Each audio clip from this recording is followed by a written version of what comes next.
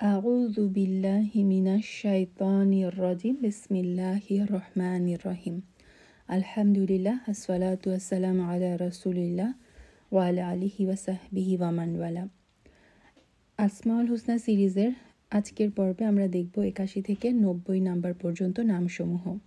আজকে প্রথম নামটা হচ্ছে আল-মুনতাকিম। আল-মুনতাকিম মানে হচ্ছে দ্য অ্যাভেঞ্জার, প্রতিশোধ গ্রহণকারী। যেখানে প্রতিশোধ গ্রহণ করার প্রয়োজন আল্লাহ সুবহানাহু ওয়া তাআলা সেখানে প্রতিশোধ গ্রহণ করতে সক্ষম। আমরা আল্লাহ আযজা ওয়া জালের আর রহমান আর রহিম এই নামগুলোর সাথে পরিচিত। এই নামগুলো যেমন আমাদের মনে আশার যোগান দেয়, ঠিক তেমনি আল্লাহ সুবহানাহু ওয়া তাআলার এই নামটা আল মুনতাকিম, যে তিনি প্রতিশোধ গ্রহণকারী, এই নামটা আমাদের অন্তরে আল্লাহ সুবহানাহু ওয়া তাআলার জন্য ভয় জাগ্রত করে। আল্লাহ সুবহানাহু ওয়া তাআলা অত্যন্ত দয়ালু, কিন্তু তার এই দয়া তাকে কখনো দুর্বল করে দেন না। বরং যেখানে প্রতিশোধ নেওয়াটাই সবচেয়ে বড় ন্যায় বিচার, সেখানে প্রতিশোধ নিতে তিনি পিছপা হন না। আল কোরআনে সূরা যুখরুফে, সূরা দুখানে, আলে ইমরানে এই নামটি এসেছে। আল্লাহ সুবহানাহু ওয়া তাআলার এই নামটা যেন আমাদের মনে সবসময় একটা ভয় জাগ্রত রাখে, যে আল্লাহ সুবহানাহু ওয়া তাআলা সবসময় আমি যদি কোনো জুলুম করে ফেলি, আল্লাহ সুবহানাহু ওয়া তাআলা যে কোনো মুহূর্তে সেই জুলুমের জন্য প্রতিশোধ গ্রহণ করতে সক্ষম। এবং এই নামটা ভয় পেয়ে, এই নামটা মনে রেখে আমরা যেন জুলুমকারীদের অন্তর্ভুক্ত হওয়া থেকে বেঁচে যাই। আমরা যেন তাদের অন্তর্ভুক্ত না হয়ে যাই যাদের বিরুদ্ধে আল্লাহ সুবহানাহু ওয়া তাআলা প্রতিশোধ গ্রহণ করবেন। আজকে দ্বিতীয় নামটা হচ্ছে আল আফু। আল আফু, যিনি হচ্ছেন দ্য পার্ডনার, পরম ক্ষমাশীল। এই নামটার সাথে আমরা কম বেশি সবাই মোটামুটি পরিচিত। আর কয়েকদিন পরে ইনশাআল্লাহ চলে আসছে রমাদান। রমাদানের শেষ দশকে লাইলাতুল কদরে কিন্তু আমরা এই দোয়াটা সবসময় পড়ি, তাই না? যে আল্লাহুম্মা ইন্নাকা আফুউন তুহিব্বুল আফওয়া ফাআফু আন্নি। আয়েশা রাদিয়াল্লাহু তাআলা আনহা রাসূল সাল্লাল্লাহু আলাইহি ওয়াসাল্লামকে জিজ্ঞাসা করেছিলেন, ইয়া রাসূলুল্লাহ, আমি যদি লাইলাতুল কদর পেয়ে যাই, আমি কোন দোয়া করব? রাসূল সাল্লাল্লাহু আলাইহি ওয়াসাল্লাম তাকে এই দোয়াটি শিখিয়ে দিয়েছিলেন। আল্লাহ সুবহানাহু ওয়া তাআলা বিভিন্নভাবে ক্ষমা করেন। তার আমরা নাম শিখেছি, তিনি গফুর, তিনি গফফার। কিয়ামতের দিন আল্লাহ সুবহানাহু ওয়া তাআলা কোনো কোনো বান্দাকে পর্দার পিছনে নিয়ে তাকে তার গুনাহসমূহ দেখাবেন এবং তারপর জিজ্ঞাসা করবেন, বান্দা তুমি কি এই গুনাহগুলো করেছো? বান্দা বলবে হ্যাঁ।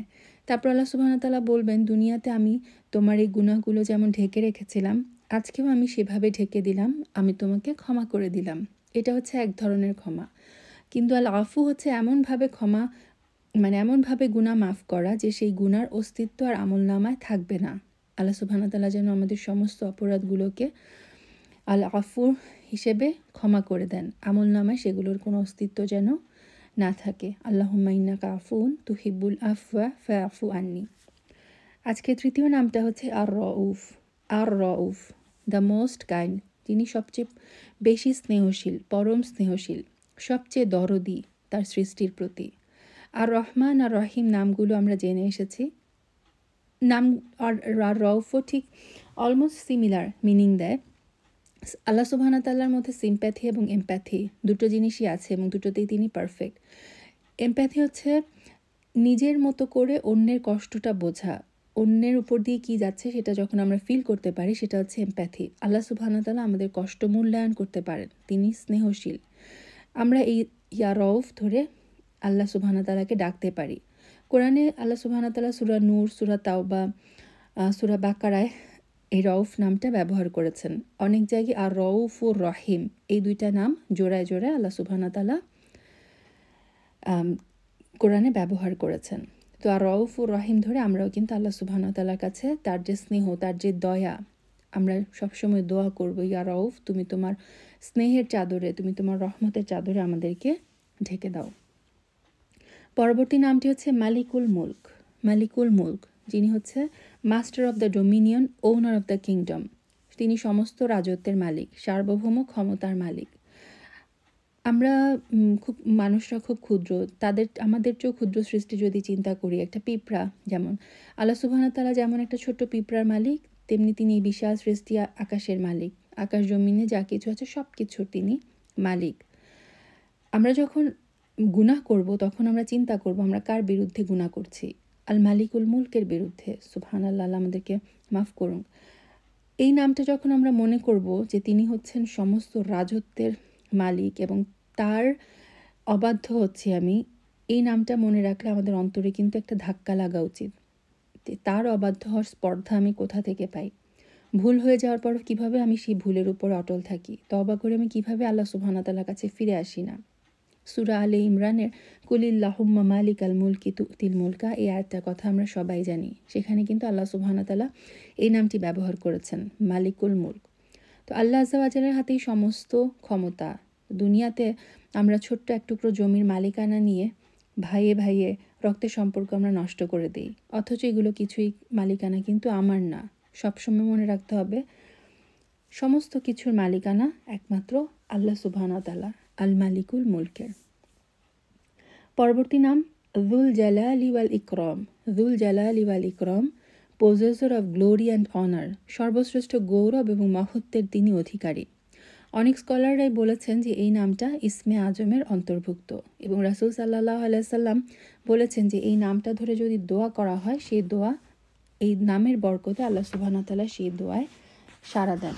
তা আমরাও সবসময় আমাদের দোয়ার মাঝে এই ইয়া যুল জালালি ওয়াল ইকরাম, ইয়া যাল জালালি ওয়াল ইকরাম, এই নামটা ধরে বেশি বেশি দোয়া করব। সূরা আর রহমানে এই নামটা 2 বার আল্লাহ সুবহানাহু ওয়া তাআলা ব্যবহার করেছেন। এই নামটা ধরে আমরা আল্লাহ সুবহানাহু ওয়া তাআলার কাছে তার রহমত, তার করুণা, দুনিয়া এবং আখিরাতের জীবনের সাফল্য, সম্মান আমরা কামনা করব। পরবর্তী নাম আল মুকসিত। আল মুকসিত, দ্য জাস্ট ওয়ান, ন্যায়পরায়ণ। তিনি কখনো অন্যায় করেন না কারোর সাথে। আল হাকাম, আল আদল নামগুলো আমরা দেখে এসেছি, অলমোস্ট সিমিলার মিনিং দেয় যে অন্যায়কারীর সাথে সাথে এই দুনিয়ায় আল্লাহ সুবহানাহু ওয়া তাআলার সুন্নাতটা হচ্ছে তিনি অন্যায়কারীকে সবসময় সাথে সাথে শাস্তি দেন না, তবে মনে রাখতে হবে আল্লাহ ছাড় দেন, ছেড়ে দেন না। আল মুকসিত কোনোদিনও আমাদের সাথে অন্যায় করবেন না। দুনিয়াতে অনেক সময় আমরা আমাদের উপর হওয়া জুলুমের বিচার না পেয়ে বলি যে আমরা কি কখনো বিচার পাবো না? আমাদের মনে রাখতে হবে ডে অফ জাজমেন্ট, কিয়ামতের দিন, বিচারের দিন, চূড়ান্ত ফয়সালার দিনে সমস্ত ছোট বড় সব কিছুর ফয়সালা হয়ে যাবে। সেদিন প্রত্যেকেই তার প্রাপ্য বুঝে পাবে। তাই কখনো আমরা হতাশ হব না। আমাদের এমন এক রব আছেন যিনি কখনোই আমাদের সাথে অন্যায় অবিচার হতে দিবেন না। এই দুনিয়াতে না হলেও কিয়ামতের দিন আমাদের সমস্ত প্রাপ্য আমরা বুঝে পাবো। সূরা আল হুজুরাতে আল্লাহ সুবহানাহু ওয়া তাআলা বলেছেন, ইন্নাল্লাহা ইউহিব্বুল মুকসিতিন, নিশ্চয়ই আল্লাহ ন্যায়পরায়ণ ব্যক্তিকে ভালোবাসেন। তার মানে আল্লাহ সুবহানাহু ওয়া তাআলার এই নামটা থেকে আমাদের এভাবে ধারণ করতে হবে যে আমরাও যেন আমাদের অধীনস্থ কারোর উপরে কারোর সাথে জুলুম না করি। সর্বাবস্থায় সবার সাথে ন্যায়পরায়ণ আচরণ আমাদেরও করতে হবে।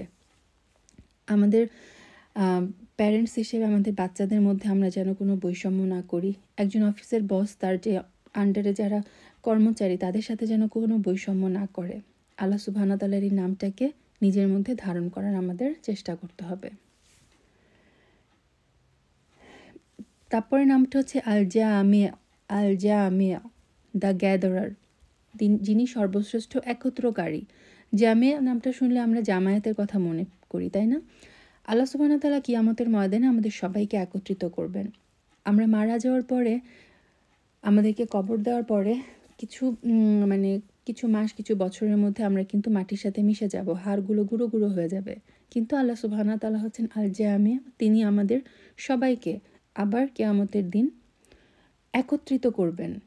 একত্রিত করতে তিনি সক্ষম, কারণ তিনি আল জামে। ইসলামে কিন্তু বারবারই এই জামায়াত শব্দটার আমাদেরকে একতাবদ্ধ হয়ে থাকার ব্যাপারে উৎসাহ দেওয়া হয়েছে। কোরআনে আল্লাহ সুবহানাহু ওয়া তাআলা বলেছেন, তোমরা আল্লাহর রজ্জুকে জামায়াতবদ্ধভাবে একসাথে আঁকড়ে ধরো, এবং আহলুস সুন্নাহ ওয়াল জামায়াতের উপর একতাবদ্ধ থাকার ব্যাপারেও আমাদের উপর নির্দেশ আছে। একাকী অলস আত্মাকে কিন্তু শয়তান সহজেই আক্রমণ করে। যেমন একটা নেকড়ে বাঘ কখনো একটা ভেড়ার পালের উপর আক্রমণ করে না।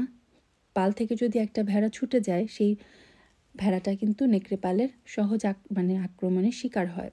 ঠিক তেমনিভাবে আমরা যদি আমাদের দিনকে বাঁচাতে চাই, আমাদের ইসলামকে আরও মজবুত করতে চাই, ইমানকে আরও মজবুত করতে চাই, আমাদেরকে একতাবদ্ধ থাকতে হবে অন্য মুসলিমদের সাথে। পরবর্তী নাম আল গনি। আল গনি, গনি মানে হচ্ছেন যিনি the self sufficient, the wealthy, যিনি স্বয়ংসম্পূর্ণ, সর্বশ্রেষ্ঠ সম্পদশালী। আমরা আল্লাহ সুবহানাহু ওয়া তাআলার ইবাদত করছি, আমরা আল্লাহ সুবহানাহু ওয়া তাআলাকে সন্তুষ্ট করতে চাই বলে এবং নিজের আত্মশুদ্ধির জন্য। সূরা আল বাকারাতে, সূরা আল আনামে এই নামটি এসেছে। অনেক জায়গায় আল্লাহ সুবহানাহু ওয়া তাআলা গনিউন হামিদ, আল গনি এবং আল হামিদ এই নাম দুটো জোড়ায় জোড়ায় ব্যবহার করেছেন। আল্লাহ সুবহানাহু ওয়া তাআলা স্বয়ং সম্পূর্ণ, তিনি কারো উপর কোনো কিছুর জন্যই মুখাপেক্ষী নন, সমগ্র সৃষ্টি তার কাছে মুখাপেক্ষী। তো আমরা গনির কাছে রিজিক যেমন চাইবো, ঠিক তেমনি অন্তরের যে ধনাঢ্য, সে অন্তরের ধনাঢ্যটাও চাইবো। আমরা দোয়া করবো, ইয়া গনি, আমাদের অন্তরগুলোকে আপনি এমন করে দিন যে শুধুমাত্র আপনার মুখাপেক্ষী হয়েই যেন আমরা থাকি এবং আমাদের অন্তর থেকে অপ্রয়োজনীয় সব ইচ্ছা, লোভ, লালসা, এগুলো থেকে আমাদের অন্তরগুলোকে আপনি পরিশুদ্ধ করে দিন। 89 নম্বর নামটা হচ্ছে আল মুগনি। আল মুগনি, দ্য এনরিচার, যিনি সর্বশ্রেষ্ঠ সম্পদ দাতা, ঐশ্বর্য দাতা। গনি নামটা ছিল যিনি নিজেই হচ্ছেন স্বয়ং সম্পূর্ণ, আর মুগনি হচ্ছে যিনি দিতে সক্ষম, যিনি সর্বশ্রেষ্ঠ সম্পদ দিতে সক্ষম।